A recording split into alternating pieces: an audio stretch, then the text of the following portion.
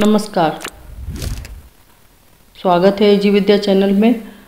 आज पढ़ेंगे फणीश्वर नाथ रेणु द्वारा रचित महिला आंचल उपन्यास। उपन्यासों की परंपरा में महिला आंचल उपन्यास का क्या स्थान है। ये एक वास्तविकता है कि आंचलिक उपन्यास विधा के रूप में हिंदी उपन्यास की ही एक विशिष्ट धारा का विकास हुआ, जिसका आरंभ फणीश्वर नाथ रेणु के महिला आंचल से माना जा सकता है। व्यापक अर्थ में प्रेमचंद्र के उपन्यासों का ग्रामीण यथार्थ आंचलिकता के विभिन्न सामाजिक, सांस्कृतिक, राजनीतिक रूप अपने में समेटे हुए हैं। अर्थात प्रेमचंद्र जी ने भी ग्रामीण अंचल पर उपन्यास लिखे हैं। देहाती दुनिया के लेखक शिवपूजन साहे ने आंचलिक उपन्यास के किसी विशेष शिल्प के लिए कोई प्रयत्न नहीं किया, पर उन्होंने उपन्यास के परंपरागत रूप का अतिक्रमण करते हुए साधारण स्वच्छंद ढंग के कथा शिल्प का सहारा लिया था। उन्होंने उपन्यास के परंपरागत नियमों का पालन न करते हुए स्वच्छंद ढंग से ग्रामीण अंचल को प्रस्तुत किया था। इसीलिए अपनी भूमिका में शिवपूजन साहे लिखते हैं, मैं ऐसे ठेठ देहात का रहने वाला हूँ जहाँ इस युग की नई सभ्यता का बहुत ही धुंधला प्रकाश पहुँचा है। वहाँ केवल दो ही चीज़ प्रत्यक्ष देखने में आती हैं, अज्ञानता का घोर अंधकार और दरिद्रता का तांडव नृत्य। वहीं पर मैंने स्वयं जो कुछ देखा सुना है उसे यथाशक्ति ज्यों का त्यों इसमें अंकित कर दिया है। देहाती दुनिया की भूमिका में उन्होंने लिखा है। देहाती दुनिया का कथानक राम शहर, गांव या छोटे कस्बे के विभिन्न प्रकार के लोगों के जीवन से संबंधित है। जमींदार मालिक सरबजीत सिंह के पुत्र राम टहल सिंह और बुधिया, महादेई, गोवर्धन, पशुपति पांडे, सुनिया, बाटसिया, फुलगोनिया जैसे चरित्र आंचलिक जीवन धारा में अपनी दुर्बलता एवं क्षुद्रता के साथ उपस्थित हैं। राम शहर अंचल संबंधों की सहजता और विकृति देखने के लिए दर्पण की तरह है। राम शहर गांव की जो विकृतियां हैं उन्हें शिवपूजन साहे ने बखूबी अपने उपन्यास में उतारा है। राम टहल सिंह और बुधिया के संबंध में सामंती मानसिकता के स्त्री पुरुष संबंध, जिसमें पुरुष छोटी जाति की औरतों के साथ शारीरिक संबंध बनाने में अधिकार भाव प्रदर्शन करता है, ये सब यहाँ सहजता से व्यक्त है। कुलीन स्त्रियों का छद्म, अफसरों की भ्रष्टता, वैश्याओं की जीवन शैली, सभी पर शिवपूजन साहे की दृष्टि है। पर देहाती दुनिया समस्याओं के निरूपण के लिए महत्वपूर्ण उपन्यास नहीं है, वो महत्वपूर्ण है एक आंचल की आत्मा के सहज आविष्कार के कारण। शिवपूजन साहे ने अपने उपन्यास में ग्रामीण अंचल प्रस्तुत तो कर दिया है, परंतु समस्याओं के निरूपण हेतु तथ्य उपन्यास में सम्मिलित नहीं कर पाए हैं। देहाती दुनिया उपन्यास अंचल की आत्मा के सहज आविष्कार के कारण महत्वपूर्ण है। यह उपन्यास इतना सहज है कि इसे साहित्यिक शैली का उपन्यास मानने में कठिनाई हो सकती है। अब दूसरा देखते हैं कि नागार्जुन का ग्रामीण यथार्थ को लेकर उपन्यास रूप का ठीक उदाहरण न माना जाए। ग्रामीण जीवन के चित्रण के कारण रतिनाथ की चाची और बलचन्मा जैसे उपन्यास आंचलिक उपन्यास के रूप में स्वीकार कर लिए गए हैं। नागार्जुन द्वारा लिखित रतिनाथ की चाची और बलचन्मा, इन दोनों उपन्यासों को आंचलिक उपन्यास माना गया है। रुद्र ने बहती गंगा लिखकर जिस आंचलिकता की पहचान बनाई थी वो रेणु जी के उपन्यास में सहज ही प्रकट है। नागार्जुन दिखाते हैं कि बलचन्मा शहर से हटकर गांव में ही रहना चाहता है, यद्यपि उसे बीच बीच में जीविका के लिए शहर आना ही पड़ता है। बलचन्मा के जीवन में कई त्रासद स्थितियां घटित होती हैं। छोटी बहन रेवती पर छोटे मालिक की कुदृष्टि सबके सामने प्रकट है।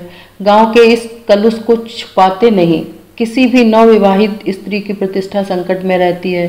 बलचन्मा विकृति के विरुद्ध संगठित चेतना के लिए काम करता है, वो आंचलिक शिल्प के अनुरूप ही है। बलचन्मा की छोटी बहन पर छोटे मालिक की कुदृष्टि सबके सामने प्रकट हो जाती है। गांव के कलुष को छुपाया नहीं जाता है, इससे वो त्रासदी से घिर जाता है और विकृति के विरुद्ध संगठित चेतना के लिए काम करना चाहता है। हिंदी समीक्षकों ने हिंदी में आंचलिक उपन्यासों का आरंभ भी नागार्जुन के बलचन्मा से माना है, जिसमें मिथिला क्षेत्र की जिंदगी के अलग अलग पहलू तो खुलते ही हैं, किसान और सामंत का संघर्ष भी दिखाई देता है।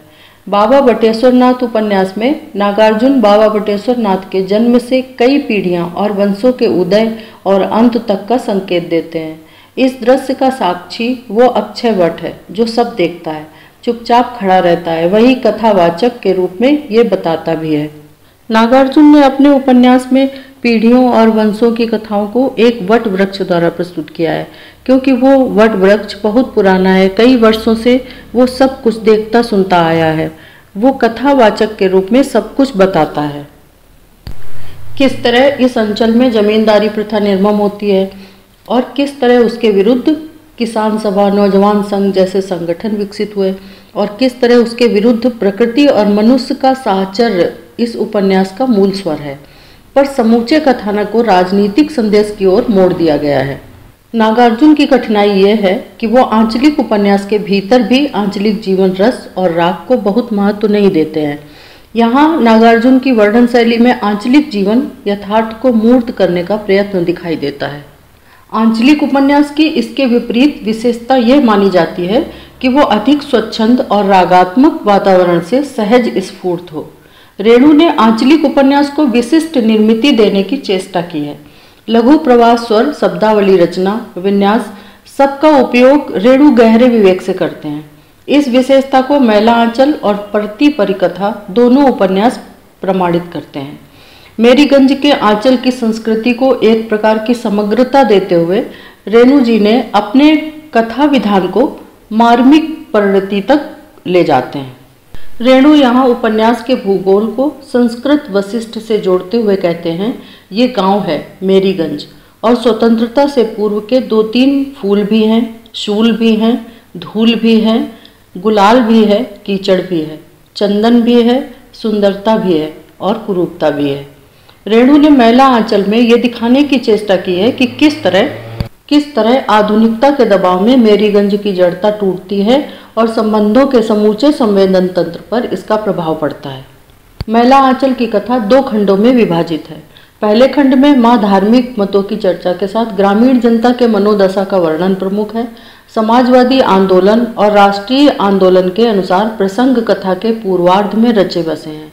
उत्तरार्ध में कमला और डॉक्टर प्रशांत की प्रेम कथा मुख्य वस्तु है, जिसके साथ राजनीतिक सामाजिक स्थितियों की झलक भी देखी जा सकती है।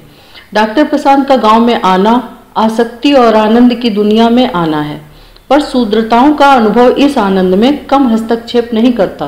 परती परिकथा में परानपुर गांव मुख्य वस्तु संदर्भ में रेणु इस कथा में स्वतंत्रता प्राप्ति के बाद के संक्रमणशील गांव को मूर्ति करते हैं। कहा गया है कि भूमि की दुख भरी कहानी कोसी नदी की कुछ उच्छृंखलता से जीवंत हो उठी है। एक और कल्पना का परिणाम है कि कोसी की लाखों एकड़ बंध्या भूमि तोड़कर कोस डैम के रूप में परिवर्तित की जा रही है। रेणु का कथानक परती परिकथा बहुत बड़ा है। दुलारी दाय की धारा के 3 आरे के विशाल प्रांतर और पारानपुर स्टेट की हवेली की कहानी कहने के लिए रेणु ने लैंड सर्वे, कोसी बाग योजना, गीति नाट्य के विविध प्रसंगों को एक दूसरे में घुला मिला दिया है। परती परिकथा के केंद्र में जितेंद्र और ताजमणि हैं। ये उपन्यास बृहद कथा या किंवदंती पर आधारित है, जिसे मार्मिक तथ्यों के साथ सजीव अभिव्यक्ति दी गई है। रेणु ने अपने उपन्यास जुलूस में गोडियार गांव की नवीनगर कॉलोनी की कथा कही है।